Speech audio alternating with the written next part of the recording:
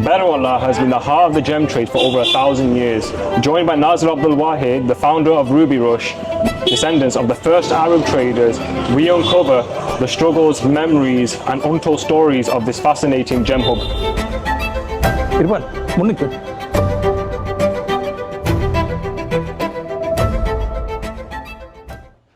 So, Papa, Yeah. we're in Beruwala, and I've come to learn about the history of Beruwala because I can see that this place is a very special place. I've not been anywhere like this.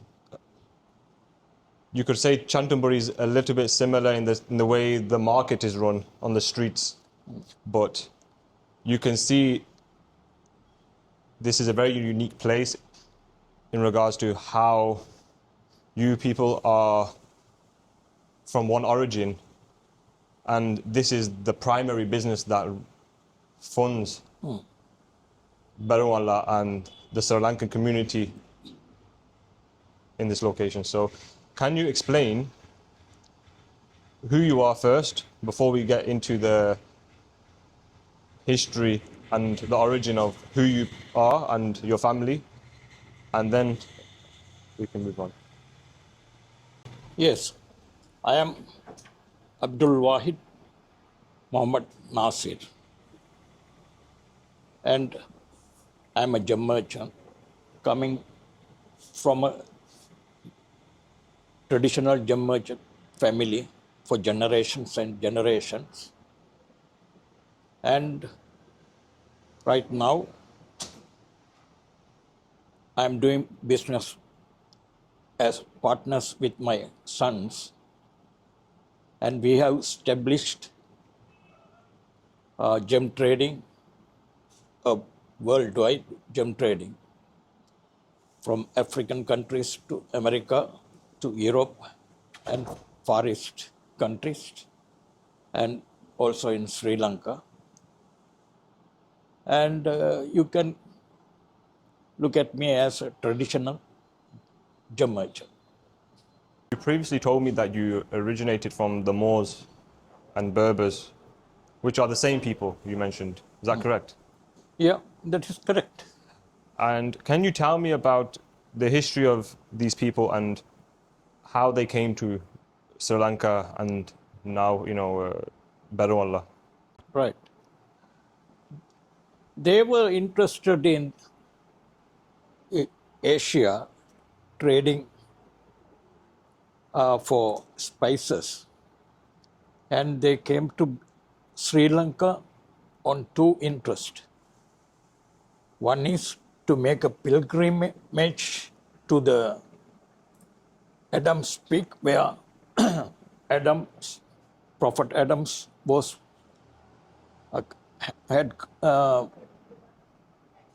landed on earth. The first step he made on Adam's Peak. So that was for pilgrimage purpose, and mostly for trading spices. So that is how they were interested in Sri Lanka, and for a good purpose, they have choose San Beruwala. And from Beruwala, it was very easy for them to do their business because the commercial capital of that time was just the backyard of Beruwala. It was those days just 6 hours of walking distance. So it made them very comfortable for them. That particular commercial city, trading city, also was comfort because the harbor city became Beruwala, and the Arabs are using Beruwala as for their storing and everything, and after that it became a settlement for their families. Families in the sense they married the Sinhalese woman And from that is where the Moors and Sinhalese parental were from our ancestors. And you also mentioned how when they were coming, they originally were doing spices, hardware, and this was their primary focus until they were exposed to gemstones in Sri Lanka. Can you tell me about how this transition happened from other merchandise commodities to gemstones? Yeah, they were really interested in the spices, right? And they came here, and since in those days it was not business, money to merchandise, it was kind of exchange of merchandise. The Arabs brought those things that were required in this land, such as perfume, hardwares, uh, textiles, gold, and things like that. And they did trade in exchange with the spices. So in the first place, they did not have, the gem was not in the records. But later, only the gems came to into the trade. We spoke about the Moors before this, and you mentioned that they're also known as the Berbers, and they came from North Africa. They were Arabs from North Africa and came from the Moroccan side, and they were sailors. Can you explain about this? Right. In the sense, North Africa means that it is called Maghreb, from Morocco to Egypt. The whole that area is Maghreb, and from Maghreb only the Moors and Berbers, they were there, and they were sea-dominated people, right? And their coming to Sri Lanka was, yes, the ship merchants and the traders, they were originally the Moors and Berbers. And the people who work in the ship, mostly, they were Yemenis. And the cooks and the physicians, the doctors, for medical attention, they and the guards for them on land, they were all from part of India, Kerala state. So they were Keralites. They were the cooks, they were the guards, they were the physicians. The physicians was picked from this region is because we are in the tropical side. They had their medical things is different, which we have different You mean they understood the climate better? climate and bacteria than North and Africa. yes, North Africa was a right, different climate to climate. India So yes, and Sri Lanka, South India. and the best of the physicians you found here is, in those days they were called Malayali Pariyaram. Until very recent time, it was very famous, Malayali Pariyaram. So they were with them. So altogether, there were three nations in the ship. The ship owners and the traders were the Berbers and Moors, and the most of the sailors were from Yemen, and the guards and the doctors were of Calicut. They have so many names. They are called Calicuts, they are called Malayali, they are called Cochins, so many, but they are the same people. So altogether, they were identified with Moors, right? Since all of them, mostly, all of them were Sunnis, they were Sunnis. Because the Sri Lankan kings identified another Muslim who were Shias. They were from in India coming to Sri Lanka. So they were identified as Shia, and for the Muslims from here, the Sunnis. The Sunnis were called in Sinhala Sunnahar. Sunnahar, right? Sunnahar, and now it is transformed to Shonar. Now, when we are identified in Sri Lanka as Ceylon Moors, is because there were so many places where you find Moors in the world wide.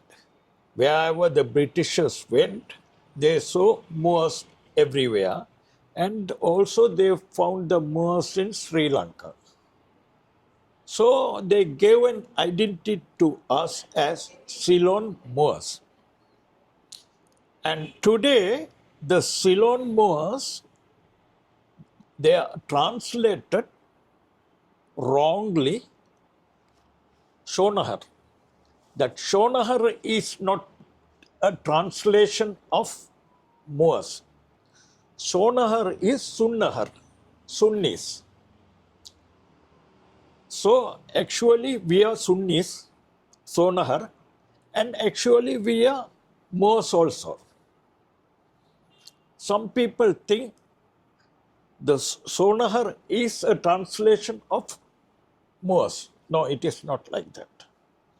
So it is very good that you asked that question, and I made this point because so many of us Don't understand. not know. And I think, did I answer your full question? Yeah, answered. Okay. And I want to move on to the topic of, first, why did the Moors, your ancestors, choose to come to Sri Lanka? And then further, after this, why did they choose Beruwala as a place of settlement? Yeah, that itself shows us that those sailors, those Arabs who first came, they didn't randomly select Beruwala. Since they have been living with the sea, they select the best place for them to stay, right? And do business and carry on everything. That shows, because in this place where they landed is still called, that place is called Berberine still. The place is called Berberine, which comes from Berberine, right? So that Berberine place, if we go there, we can still see the natural coral reef, natural corals reefs, a size of a motorable road in the sea itself, natural coral reef. That coral reef, that place, recently about 20 years back when the tsunami struck Sri Lanka, the whole lot of Sri Lanka coastline was affected. But not this place where these Arabs choose to live, right? Plus the rest of this place where China Fort is situated, we also is protected, though we didn't have the reef, we are protected by highlands. Right from the sea, it is highland, hilly. So that was the, I would say, that is master. Yeah, it was a strategic decision Right. because when you do come up from the coastline Yeah. into China Fort, there's one road that goes all the way in, and it's Right. constantly uphill. Yeah. That gives you, natural protection. And those places are not sandy. They are hard rock. Hard rock, and that place, those places are called rockland. Rockland. Still, it is called rockland. And in Sinhala, it is called Mahagal Kanda. Still, those places are called Mahagal Kanda, which is shortened with Magal Kanda. In Sinhala, you call it Magal Kanda. In English, it's called Rockland. So you mentioned about your ancestors from your father's side being Arab, coming from North Africa, and then your mother's side ancestrally being Sinhalese. Yeah. So you have on one side the mother tongue being Arabic, and then on your mother's side you had Sinhalese. Right. But today you speak in Tamil. So why is this? I respect that question. That's a great question. That's a great question. That question is asked in most of the places, but still I haven't seen any official answers for that. I will give a very nice answer for that. The Tamil language that we speak is, though a lot of people in Sri Lanka speak Tamil and majority speak Sinhala. Sinhala is originated from Sri Lanka itself, right? The Tamil language did come from South India, right? It's a foreign language, and the Tamils and Muslims use Tamil language. Now, why should a Muslim speak Tamil when your grandfather Arab and grandmother is Sinhala? Instead of Sinhala or Arab, you are speaking Tamil. Here is the point. When the Arabs came, when they started settlement here, when they married Sinhala girls, and when they had kids, and the kids, when they were growing, the Arab Muslims were very particular about the upbringing of their children in the religious way. So they have to teach them Quran. So to teach Quran, they did not bring with them teachers from Maghreb. To bring a teacher from Maghreb and settle them here, that would be very expensive for them to keep them here for years. Whoever they come, they return on their journey with everybody. So they made it a point, they bring the teachers from Kerala who speak the Kerala language. It is similar to Tamil, and the Tamil language is very ancient language, very well taught in South India. And the Kerala people knows to speak Tamil because Tamil literature is very proficient. The Keralites, they respect Tamil language. So when the Kerala teachers came here, instead of they learning Sinhala, they taught the Arab children Tamil. When the children were small, they were taught a language. That language is Tamil. So in Tamil, the teachers and the students will communicate. That communication became the teacher's tongue. It is not mother tongue we are speaking, but the teacher's tongue. But the teachers did not teach the students the Tamil letters. Only Tamil words they spoken. Yeah. Instead, the letters were in Arabic because they were more concerned about teaching the Arabic letter, which the Quran is in Arabic. So they taught the Arabic. So the students, the boys and girls, they were very proficient in Arabic writing.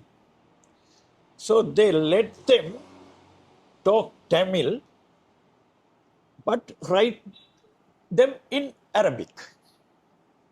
So those days, it became Arabut Tamil. They call it Arabut Tamil, they write. Even my grandmothers, my father's mother, my father's father, they don't know to write Tamil. They speak Tamil, even they know even poetries. They communicate in poetic Tamil, a very good command of Tamil, but they are not good in writing. Their writings were in Arabic. Whatever they communicate, whatever they speak, those are written in Arabic. Now that is called Arabut Tamil, and I hope this is, you got it? Yeah. I also want to ask a follow-up question from this response. What was the religion of the Sinhalese women or people at the time? Sinhalese of that time, it was 100% all Buddhist. They did not have Christianity. And the Christians also speak Sinhalese, but those Christians all were Buddhist because in Sri Lanka, the Buddhism was the only religion. And the Tamil people, they are from north and east. They were believers of Hinduism. The Christianity came only after when the Europeans came to Sri Lanka. In the sense, it was started from Portuguese. When Portuguese came, they brought Christianity. After that, later, when Dutch came, they brought Christianity. Later, when the British came, they too brought Christianity. And they brought Christianity and also they brought the education system, higher education system. So the education system and they started colleges and schools in cities like Colombo, Gaul. There was no Jaffna. education system before? Before they had an education system, those were just limited to the temples. Through the temples, the education system. So after the Christian education were spreading and thing, the Buddhist thought of their own schools. they started. The Hindus thought of their schools, they started their own schools, and later the Muslims too started their schools. So, in the first, if we take Beruwala, when they started school during the British period, during the later part of British period, when they started school, we did not have teachers to teach the children. Because if it is Tamil, the Tamil has to be taught in Tamil language. Though we speak Tamil, by letter we were not proficient. So the teachers from northern province, Jaffna, were brought here, and there are the people who started teaching in schools. So we previously spoke about this, and you told me that the system of purchasing and selling gems isn't like today. It wasn't, you could say, traded amongst the common people or merchants. You said that it was purchased, or sorry, the stones were mined, and then they made their way to the kings. There wasn't really trade amongst the average people. Right. In the earlier days, they didn't have monetary needs. Everything, the consumer items were produced by themselves. And, mostly they were serving the kings and the king court. So, whenever they come across a gem kind of stuff, that wasn't any use for the peasant people. So they used to take to the village headman, who we call Gamarala and Arachi, and there were so many with titles. When they take them, they take them to the king and present it to the king, where king gave them lands and things like that as gift. So that was the kind of trade that was done in good old days. But later, when the foreigners came, such as Arabs, and then it was exchange of merchandise. And later, the value of money came, and it became a price for the merchandise. This is when a value was attributed to a stone. Yes. Before this, there was no value. It just made its way to the king, and the king would apply his own value to the stone. Yes. Yeah, right. So this is like an interesting transition. Yeah. You know, it seems like the people who were here, they didn't really use it as a means of income. It was more just a lottery. Yeah, as right. such. And which dates did the Arabs arrive in Beruwala or Sri Lanka? The first arrival is in Beruwala. Before 6th century, there is a lot of evidence that Arabs were here before the 6th century. And do you have any family stories which were passed down to you from your grandfather, your father, who had stories about this arrival to Beruwala? That was the kind of message passed through our parents, great parents, and that was the good tradition that we saw when we were small boys, right? Then they had the priority those days. When you have a function, the most learned person come there. So everybody waiting for him to come. As soon as he come, the function, they have a setup and start. Then he is given a place where he does a kind of recitation. It is not about religious, it is about traditions. He, on a poetic way, he start saying everybody will listen.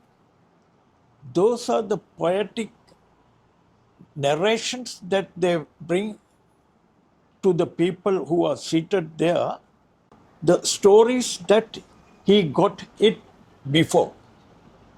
So every function, you have these things.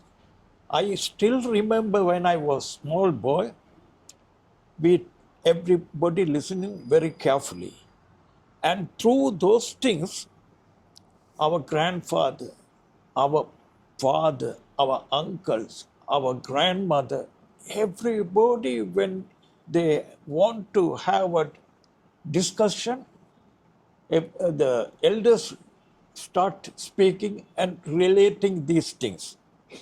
Until I can remember the days when we saw the radios coming, when we saw the days newspapers coming, when we saw the days television coming, when we saw the days magazines coming, when we saw the days the present day technologies coming, and automatically we depend for news on those things, for news. And just until you ask this question, even I forgot what was that happening. So after how long you have made that question, that's a very important question. That is how we got our information from generation to generation to generation. This is interesting because I was speaking with my wife a few nights ago, and we were speaking about storytelling. You know, my daughter, when she's going to bed, she wants to hear a story. She says, "Daddy, can you tell me a story?" And I was thinking about human nature and how we always crave stories. But it's different now because, like you said, the transition before technology came, these stories were transmitted through people, heart to heart. Yeah. But as the technology came, this changed. It became manipulated. Right. And it wasn't transmitted through best interest, meaning like you have best interest for your child or your grandchild. People outside don't have best interest for your children. Yeah. Which is a very interesting transition we've seen in human history. Yeah. The transmission of stories and news. Right. In that, we have to think, if we can think in a positive way, we should salute the news floating in nowadays. In nowadays, when something is presented, they try to present it with facts and figures. So the facts and figures have to be researched with so many angles. And that so many angles, when they do the research, these things are an evidence, which you are asked, how I got my information. Since I cannot prove it, I can say it. When I say it, a person who is interested in research, he should write it down and inquire me. And I may be able to provide a little more evidence with those evidence, those are available, right?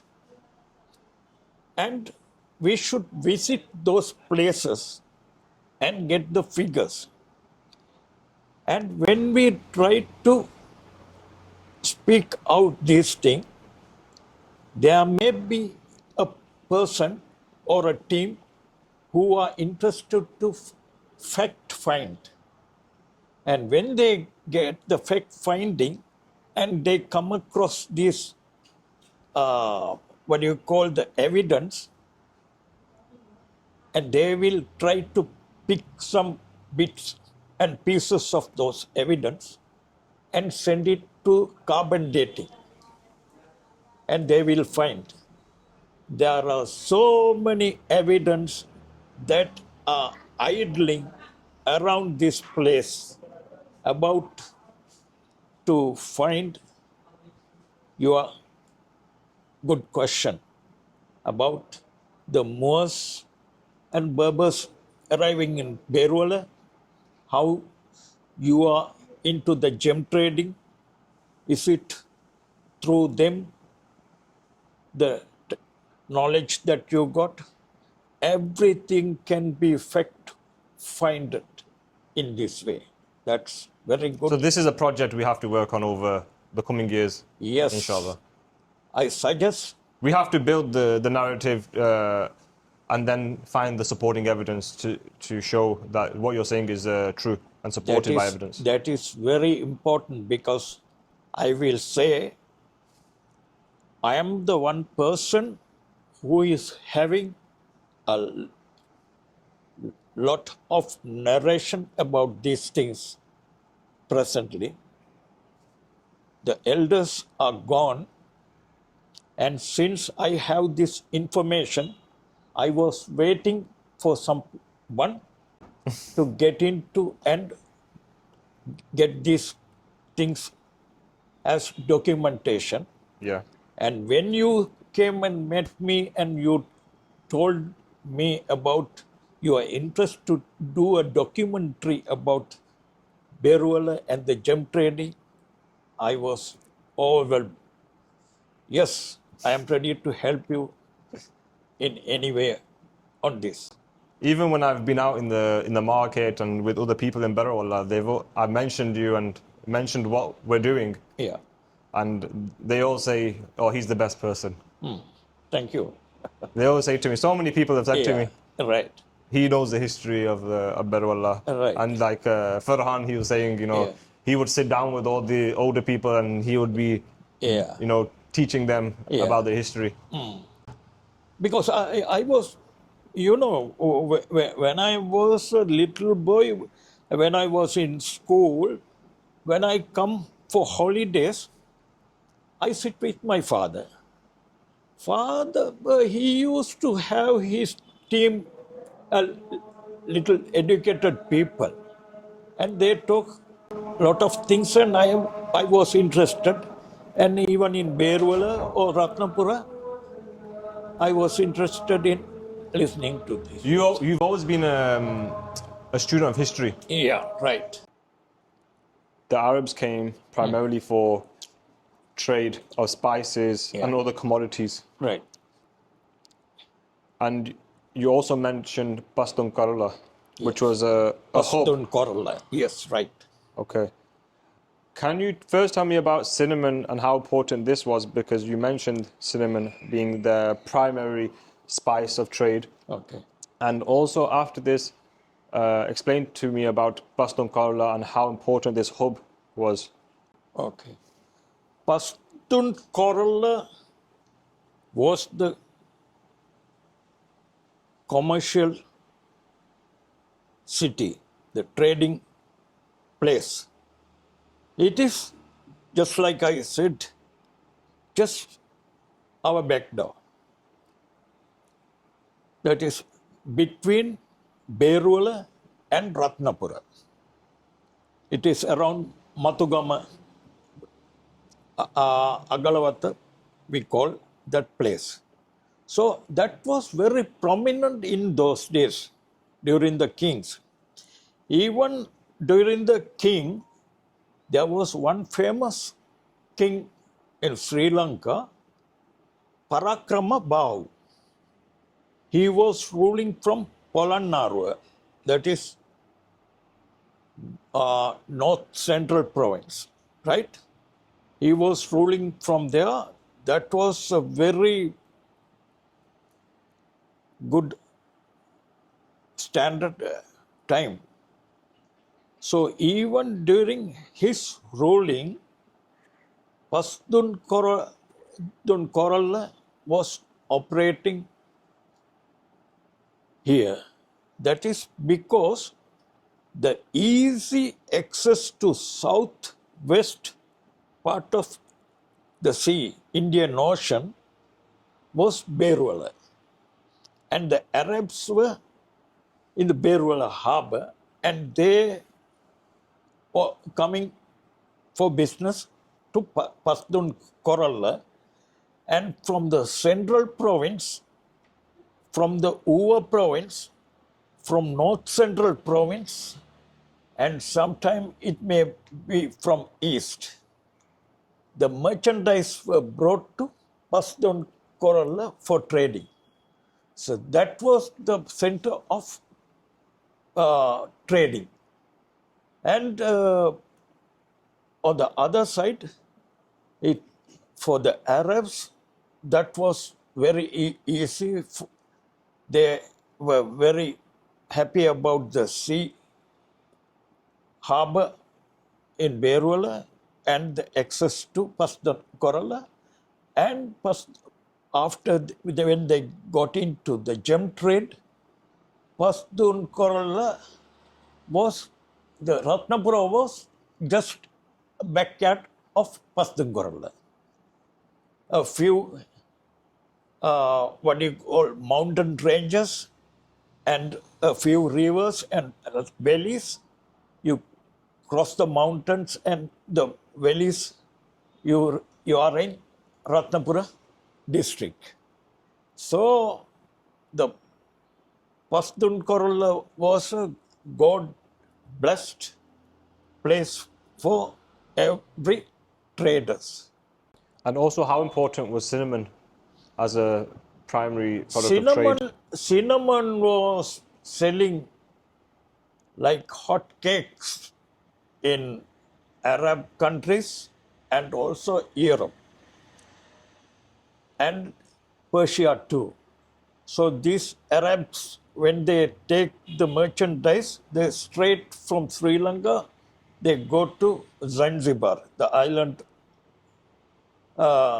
which belongs to now the Tanzania. And the Tanzanian president she is from Zanzibar, right? So Zanzibar was the transit place.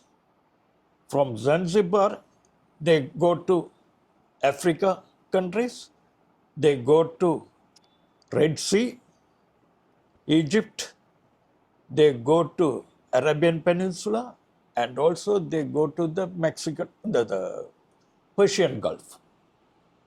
And from Red Sea, from Egypt,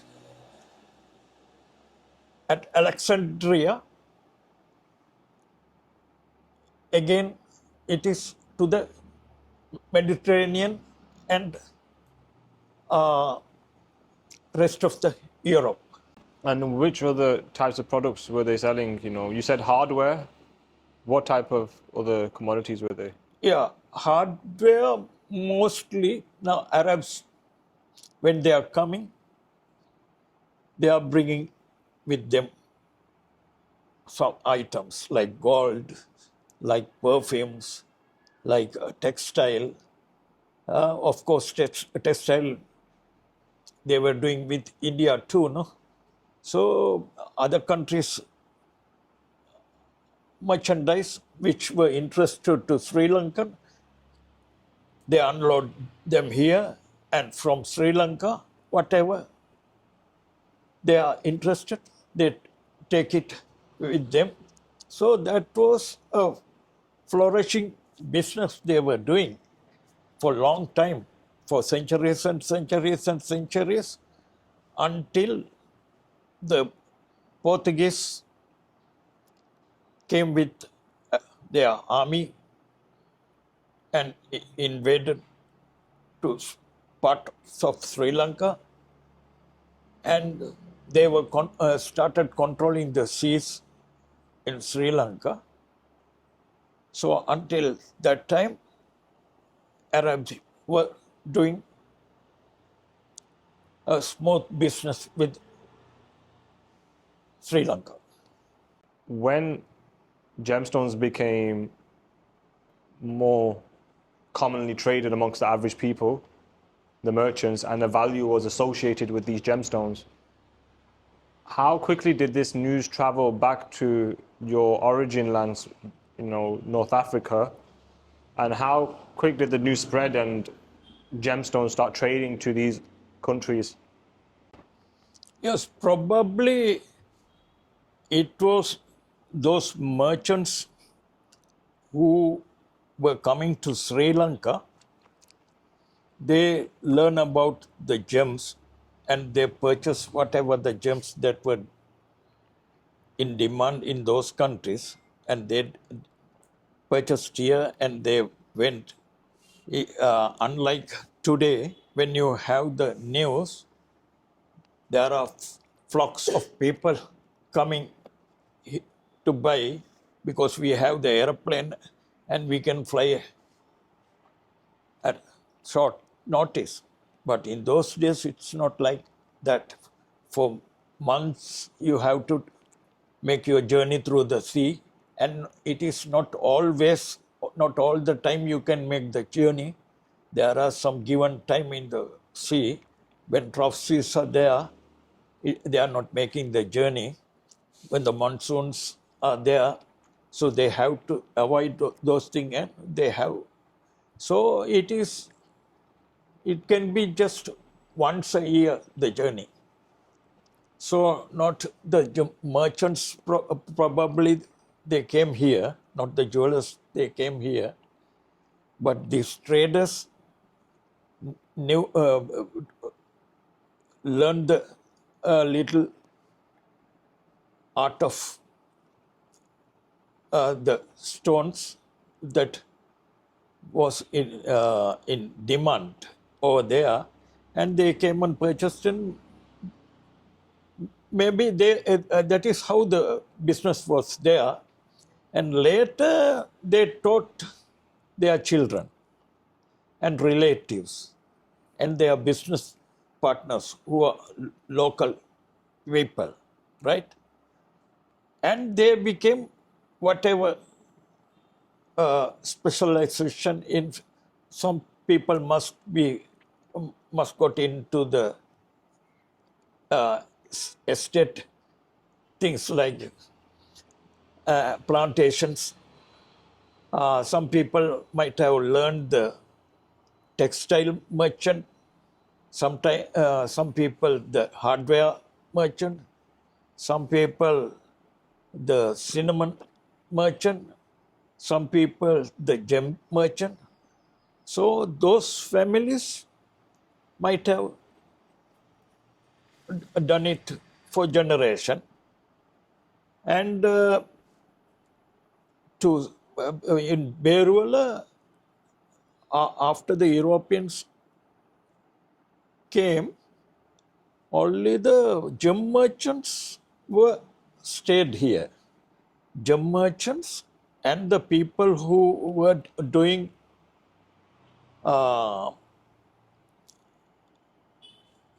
fishery things are left.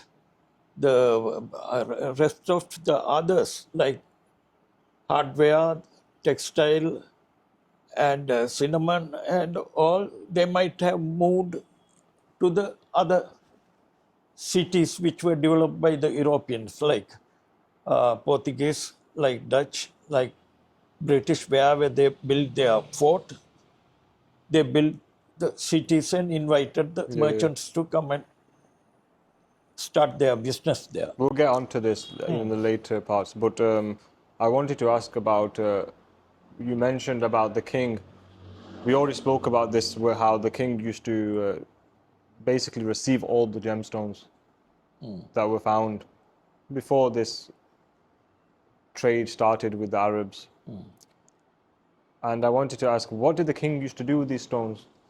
Yeah, the king have no limit, right? The king can enjoy with beauties. So king wear them in their dress. King put it on to their crowns, and they will do whatever they want to do.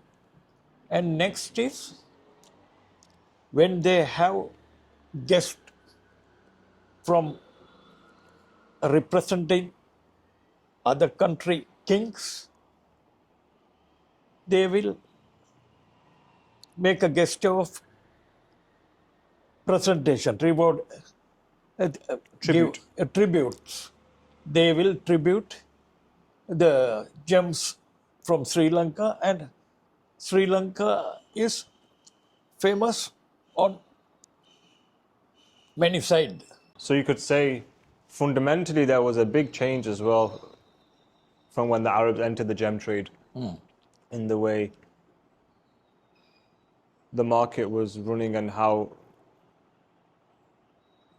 you know, this value became associated in the common market. The Arabs made a big impact, you know, to the people here. And you also mentioned to me that there were buyers from Indonesia coming for specific, was it star sapphires? Right.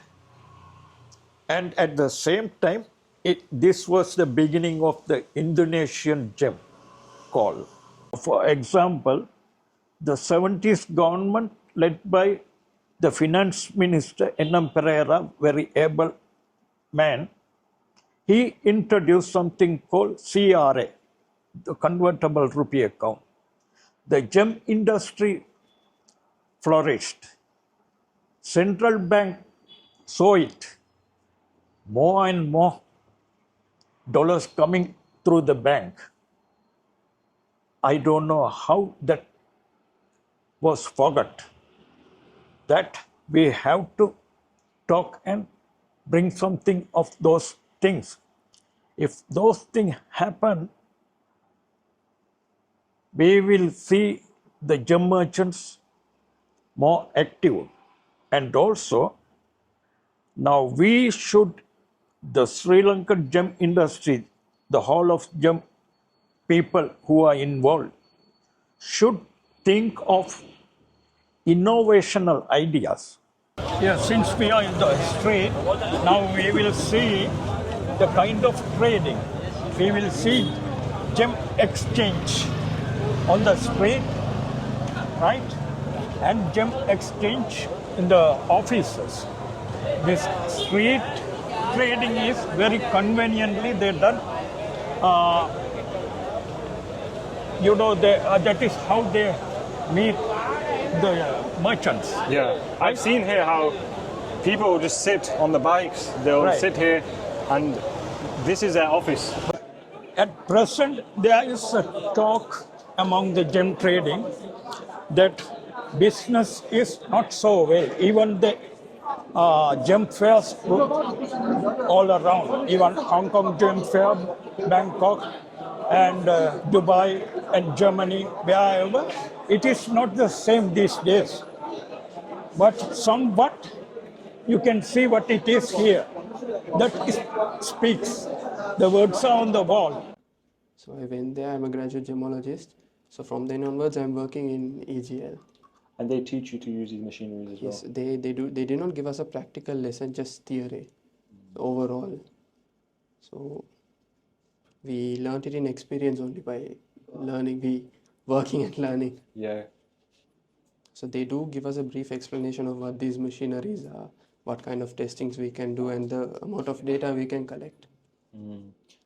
And how common is it for young people from Beruwala to go and study gemology at this academia level? Before, it was not that much, but now it's becoming common.